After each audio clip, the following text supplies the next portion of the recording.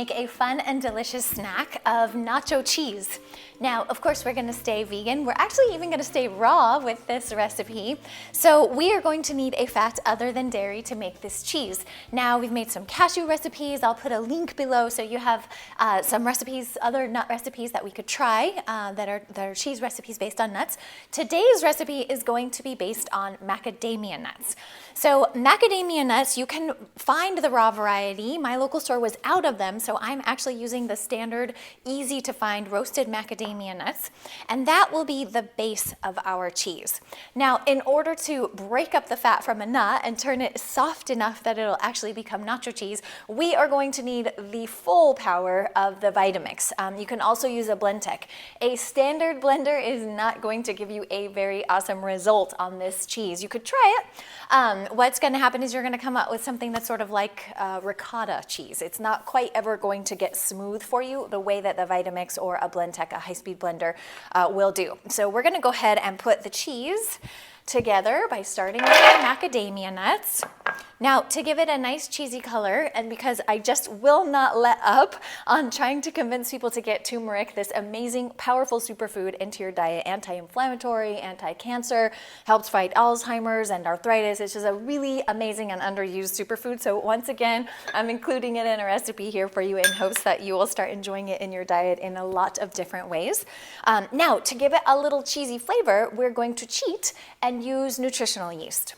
And when we combine that with the lemon here, this will help break up the fats. So the tartness of the lemon combined with the nutritional yeast and the salt, I think gives it a really authentic cheesy flavor. Now, we're gonna salt this. Now, you can sort of add salt as you go. I've made this recipe several times, so I know how much I like. 1/4 to a 1/2 teaspoon is the best place to start. And then you can step it up from there if you feel like it needs a little bit more salty flavor. Now, this is the base of the recipe. I like a little kick to my nacho cheese, so I'm gonna go ahead and add some cayenne.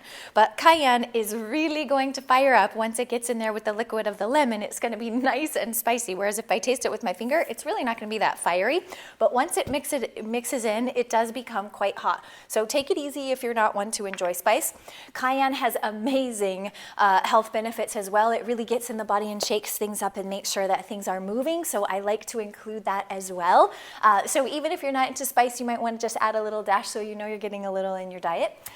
So now we're going to go ahead and whip this up. Let me see. We may need our plunger here. We have our spatula just in case. So my plunger's not handy, but we may need it.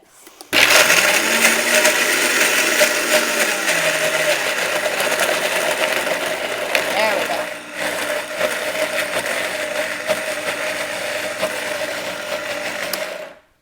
I'm going to turn this off so you can hear me clearly. I'm going to let this go at about a medium temperature. I have this at about 7. And what I want is the sort of paste from the bottom of the blender to keep going with those macadamia nuts before we turn it all the way up on high. Now, while this is running, you're going to see me just put some salsa together in this food processor. You're going to be able to take this base and just stir in once it's done. You can hand stir in some minced jalapeno if you want it spicy. If you don't want it spicy but you want a lot of flavor, you can just stir in some very finely minced tomato and some finely minced cilantro, and you're gonna have a great nacho cheese. Me, I really love the flavor, so I'm just gonna make a little fresh salsa, and when my cheese is done, I'm gonna stir them together and I will have a nacho cheese that has a little extra consistency from the salsa. So while this is making noise, I will pop over here and make the salsa, and we will be ready to rock quite quickly.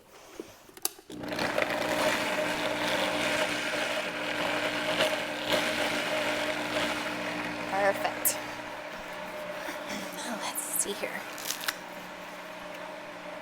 A little bit more than that.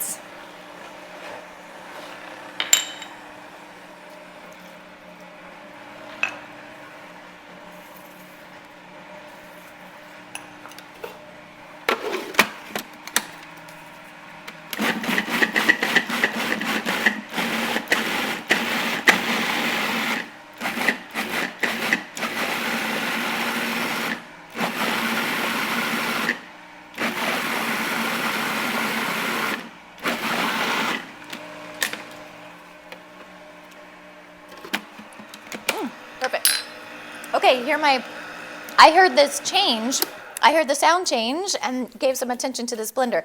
As soon as the sound sort of goes up an octave, you know now the blades are spinning at the bottom of the Vitamix and you need to pop over there and give it some love. You can use the tamper and get everything headed much more down toward the blade. I'm gonna use the spatula here and we're gonna fire this back up in just a second. Our salsa is perfect. That was an easy blend. I used half of a jalapeno, 2 cups of tomatoes, about 3/4 of a cup of cilantro, and salt that to taste, and add lime for your liquid, or lemon if you don't have lime handy, and that'll give you a nice simple salsa. You can either layer it and do the cheese with the salsa on top, but I personally like to mix it in. So let's finish this up and we'll have a delicious snack.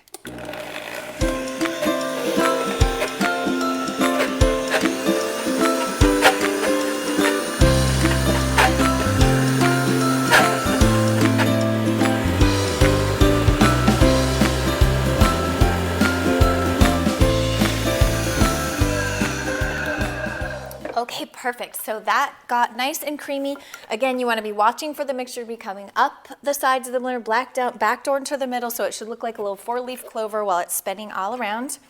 We're going to transfer this now to a bigger bowl so that we can hand mix in whatever ingredients you want to your nacho cheese. Now, it's funny, next time you're at the movies, I hate to even tell you to try that horrible stuff, but if one of your friends is having some nachos, dip a chip into that and give it a try. It doesn't really taste like any real cheese anyway. So the fact that we're like replacing it with nuts, I think you'll find that this is a really delicious and satisfying snack. And that is actually better than the like nasty hydrogenated stuff that they're serving at the movies nowadays. And God only knows what's in that stuff, right? It's crazy. I wonder if there's any cheese in it actually. So it's a little difficult to get everything out from under the blender, so you're gonna take a nice little skinny spatula and get under there and get everything you can. I have a mess here. Oh, that is creamy and delicious just like that. But I wanna go a little more crazy. I wanna have more of a salsa flavor to my nacho cheese. So I'm gonna go ahead and spoon in. I like about 3 tablespoons to 4 tablespoons in mine, so I'm gonna start with 3. And kind of fold this in here.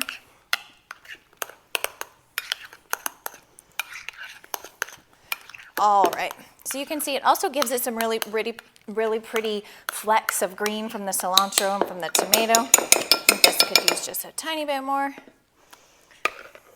Again, I like it spicy, so you feel it out and see where you're at. There we go, that's how I like it.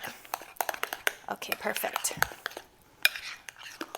Okay, now from hand mixing this in, of course our bowl is not going to be really pretty, so we can transfer this to a beautiful bowl, add some fresh cilantro on top to have some nice presentation, and then we will just serve it up. Now, the typical thing to serve up nacho cheese would be tortilla chips, right? I'm going to suggest that you forego the tortilla chips altogether. If you must eat tortilla chips, then let's do the baked ones and let's really take a look at the ingredients on there. Because it just like regular corn tortillas, there should be a very simple ingredient list, right? Maybe some corn, bicarbonate, lime. It should be very simple ingredients. So if you look on there and you see some science experiment list of stuff on your chips, like forget about that. Go for the very simple chips. But my recommendation is going to be that you forget all that altogether and that you simply mandolin slice some carrot, some jicama, and then squeeze a little fresh lime over that and just a little bit of salt, and you'll have a delicious, healthy alternative to chips that's far more healthy, full of fiber and nutrients, and it tastes just as amazing as chips do anyway. You get that crunch, you get the spicy, delicious, creamy cheese, and voila, you have a delicious snack.